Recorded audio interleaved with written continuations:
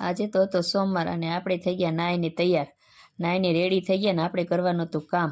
કેમ કે અમારે જવાનું હતું આજે કાણે જવાનું હતું ને એટલે આપણે એક બાજુ ચડાવી દીધી ચા સવારમાં વહેલા, અને એક બાજુ મૂકી દીધી ખીચડી, અને એક બાજુ બાંધી લીધો આપણે લોટ બાંધી અને ઢાંકીને ઘડીક વાર મૂકી દીધો.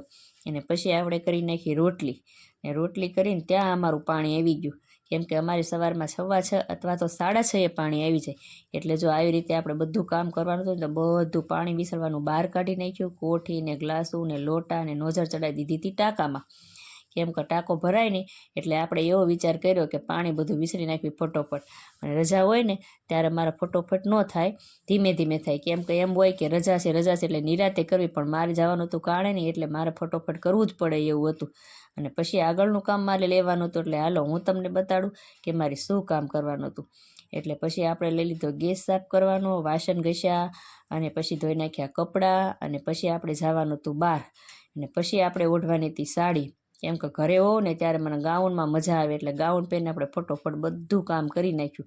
અને પછી પહેરી લીધી સાડીને જ્યાં અમારે જવાનું હતું ને ત્યાં જવા અમે નીકળી ગયા.